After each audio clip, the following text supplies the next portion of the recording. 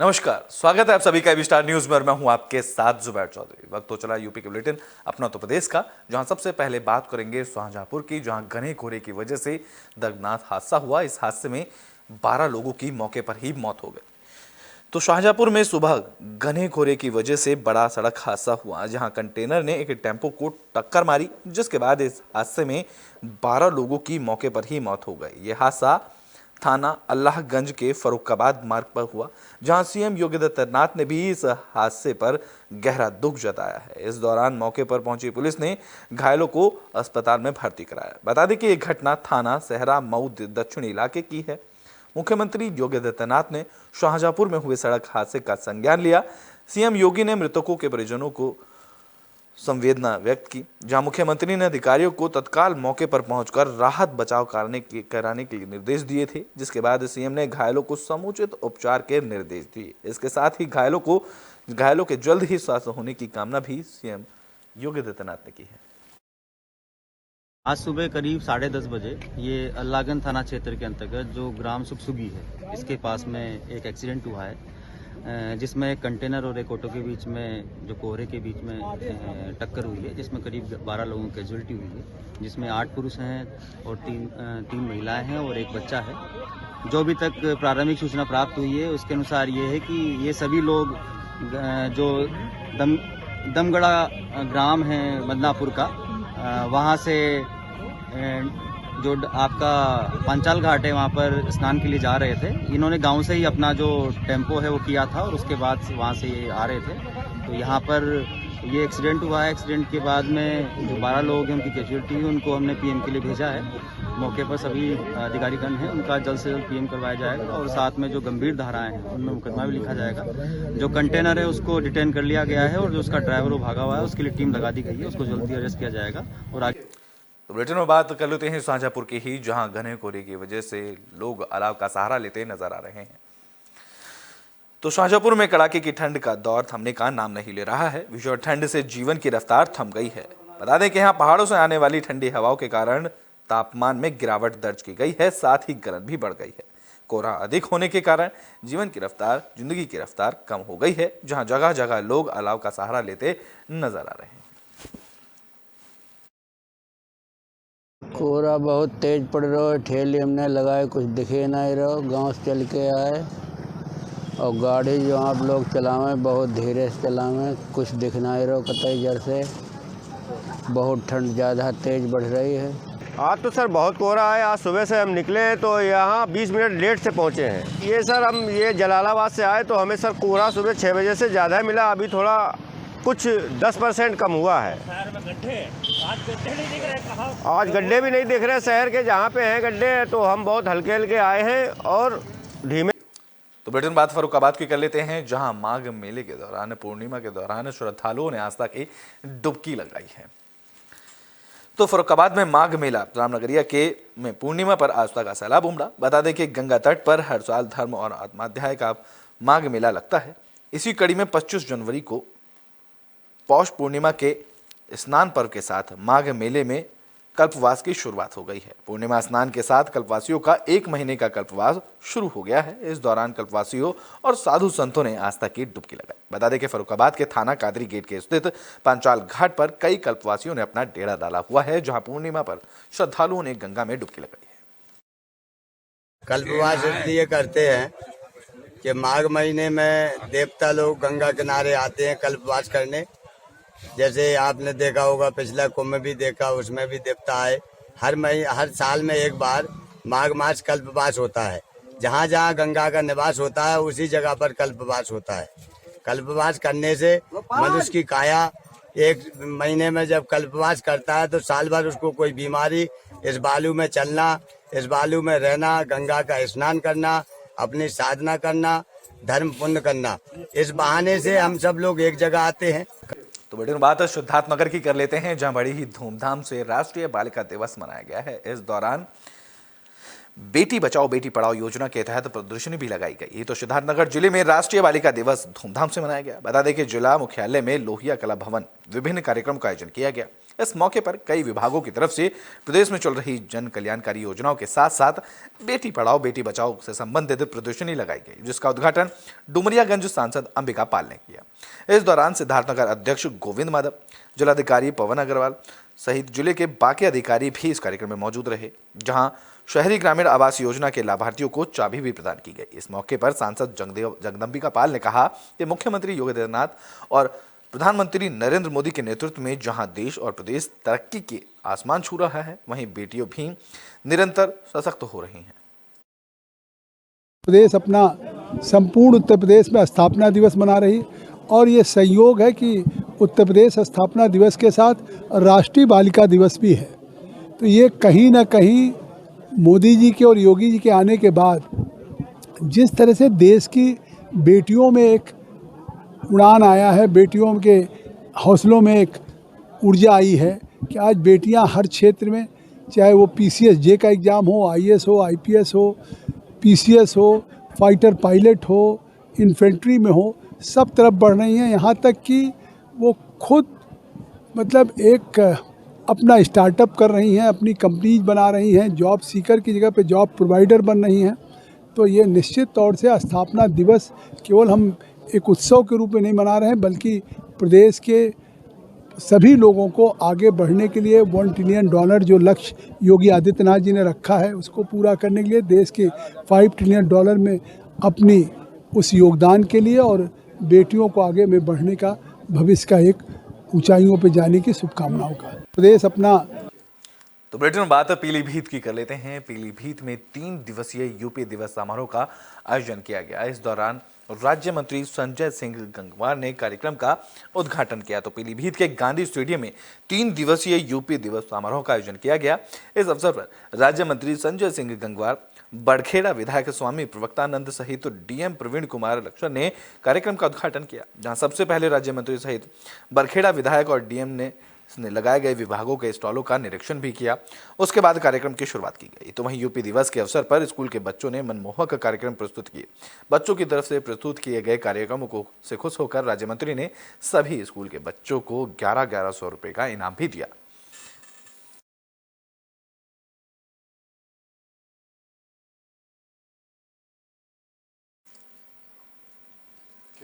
तो बुलेटिन बात आगरा की कर लेते हैं, जहां हिंदूवादी संगठनों की तरफ से प्रदर्शन किया गया और समाजवादी पार्टी के नेता स्वामी प्रसाद मौर्य का पुतला भी फूंका गया। तो समाजवादी पार्टी नेता स्वामी प्रसाद मौर्य के रामलला की प्राण प्रतिष्ठा को लेकर दिए बयान के बाद हिंदूवादी संगठनों में आक्रोश है।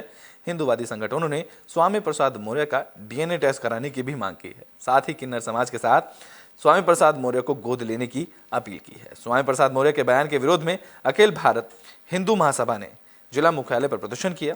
इसके साथ ही स्वामी प्रसाद मौर्य के पुतले को चप्पल जूतों से मारकर और लिपस्टिक बिंदी लगाकर चूड़ियां भी भेंट की। अखिल भारत हिंदू महासभा के राष्ट्रीय प्रवक्ता संजय जाट ने कहा कि स्वामी प्रसाद मौर्य सिर्फ हिंदू धर्म पर ही निशाना साधते हैं और अमर्यादित टिप्पणी करते हैं। अब रामलला की प्राण प्रतिष्ठा पर अनर्गल बयान देकर उन्होंने हिंदुओं की आस्था पर प्रश्न चिन्ह लगा दिया है, जिसको लेकर उनका पुतला फूंका गया है।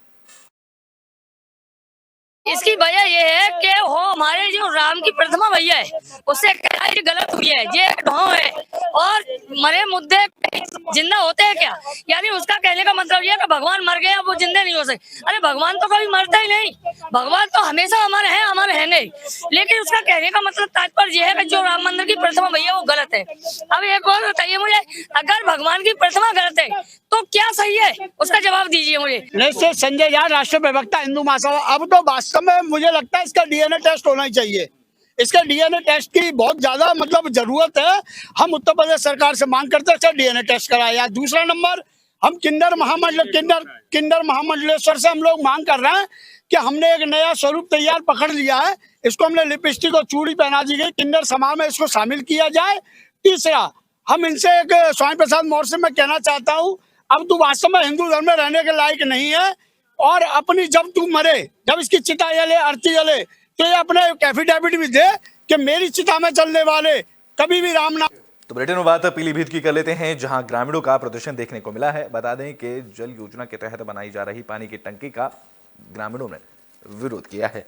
साथ ही निर्माण कार्य में घटिया सामग्री लगाने का आरोप भी लगाया है। तो पीलीभीत में ग्रामीणों का प्रदर्शन देखने को मिला है। बता दें कि विकासखंड बिलसांडा के ग्राम पंचायत सिंधौरा खड़गपुर में जल जीवन मिशन के तहत पानी टंकी का निर्माण कार्य किया जा रहा है, जिसको लेकर ग्रामीणों ने प्रदर्शन किया। ग्रामीणों ने पानी की टंकी के निर्माण में घटिया सामग्री लगाने का आरोप लगाया। तो वहीं ग्रामीणों ने पीएनसी इंफ्राट्रैक कंपनी के खिलाफ भ्रष्टाचार का आरोप लगाते हुए जमकर नारेबाजी की है।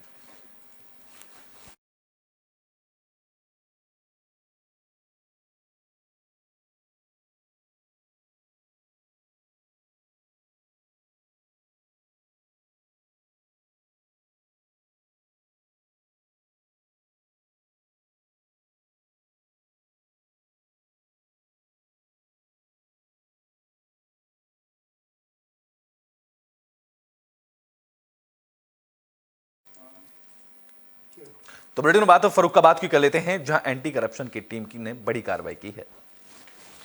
तो फर्रुखाबाद में एंटी करप्शन की टीम की बड़ी कार्रवाई देखने को मिली, जहां एंटी करप्शन की टीम ने तहसील सदर में कार्यरत राजस्व निरीक्षक और उनके एक साथी को 10,000 रुपए की रिश्वत लेते रंगे हाथों गिरफ्तार किया। दरअसल मुरहास जैतपुर निवासी अमर सिंह कुशवाहा ने बताया कि उनके 13.5 बीघा खेत की पैमाइश होनी थी।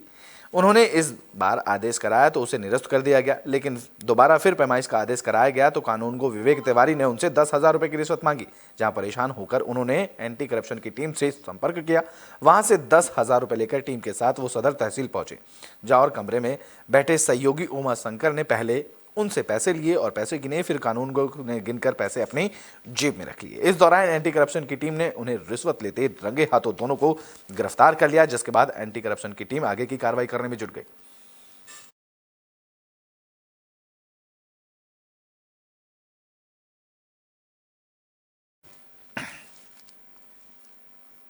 तो बुलेटिन बाद मुजफ्फरनगर की कर लेते हैं, जहां पुलिस और गौकशों के बीच मुठभेड़ हुई। तो मुजफ्फरनगर में गौकशों और पुलिस के बीच मुठभेड़ हुई, जहां पुलिस की गोली लगने से एक बदमाश घायल हुआ, तो वहीं उसका एक साथी मौके से फरार हो गया। पुलिस ने घायल बदमाश को इलाज के लिए अस्पताल में भर्ती कराया, साथ ही दूसरे बदमाश की तलाश शुरू कर दी। इस मौके पर पुलिस ने गौकश के पास से स्कूटी, तमंचा और कारतूस बरामद किया। बता दें कि ये मुठभेड़ रतनपुरी थाना इलाके के बनवाड़ा मार्ग के पास हुई, जहां पुलिस ने बताया कि पकड़े गए बदमाश उस्मान पर 14 मुकदमे दर्ज हैं, जिसके बाद पुलिस आगे की कार्रवाई में जुट गई। थाना रतनपुरी कल्याणपुर पुलिस चौकी मानवीय भाटी को चेकिंग के दौरान जरिए मुख्य सूचना मिली कि भरवाड़ा ग्राम के पास में काली नदी के किनारे गन्ने के खेत में 2 बदमाश गाय को लिए जा रहे हैं। इस सूचना पर तुरंत मानवीय भाटी पुलिस फोर्स के साथ मौके पहुंचे तो देखा गन्ने के किनारे एक गाय खड़ी है और एक स्कूटी के साथ 2 बदमाश हैं।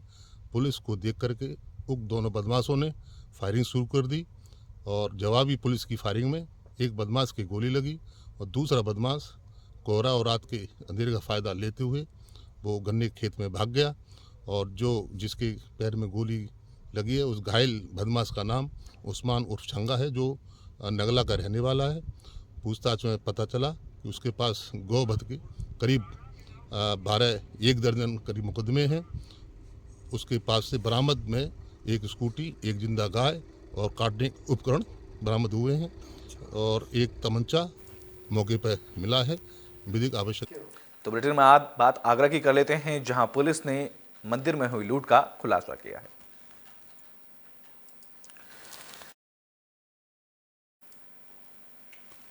तो आगरा में बीती 16 जनवरी को हुई आर्य समाज मंदिर के अंदर लूट का पुलिस ने खुलासा कर दिया। डीसीपी सिटी सूरज कुमार राय ने मामले का खुलासा किया। इस लूट में शामिल 3 बदमाशों को पुलिस ने गिरफ्तार किया है, तो वहीं एक बदमाश फरार चल रहा है। बता दें कि पुलिस ने मुठभेड़ के बाद सभी आरोपियों को गिरफ्तार किया, जहां मुठभेड़ के दौरान एक बदमाश के पैर में गोली लगी। घायल आरोपी को एसएन मेडिकल कॉलेज में उपचार के लिए भर्ती कराया गया। पुलिस ने पकड़े गए तीनों आरोपी के पास से लूटे गए सोने के आभूषण सहित तमंचा और कई कारतूस बरामद किए हैं। थाना लोहा मंडी क्षेत्र अंतर्गत आर्य समाज मंदिर में एक लूट की घटना कारित हुई थी दिन में, और तत्काल थाना लोहा मंडी और एसओजी सर्विलांस नगर जोन इस घटना के अनावरण में लग गए और इसी टीम ने संयुक्त रूप से थाना लोहा मंडी और एसओजी सर्विलांस नगर जोन ने इस घटना का सफल अनावरण किया है। इस घटना को कारित करने वाले 3 अभियुक्त गिरफ्तार हुए हैं। इनमें से एक अभियुक्त सलमान पुलिस मुठभेड़ में घायल हुआ है और अन्य 2 सोनू और अनिल इनको गिरफ्तार किया गया है। इनके पास से घटना में लूटा गया 100% सामान जो ज्वेलरी थी वो उसको बरामद किया गया है। इन सभी अभियुक्तों का एक पूरा एक विस्तृत आपराधिक इतिहास है। हाथरस का से ऑपरेट करने वाला गैंग है ये। इन सभी को माननीय न्यायालय के समक्ष समुचित विवेचनात्मक कार्रवाई करते हुए प्रस्तुत किया जा रहा है और आगे भी इनके खिलाफ शीट खोलने की और गैंगस्टर की कार्रवाई क्योंकि तो बुलेटिन के आखिरी में बात फिरोजाबाद की कर लेते हैं, जहां दबंग युवक ने युवक को गोली मार दी।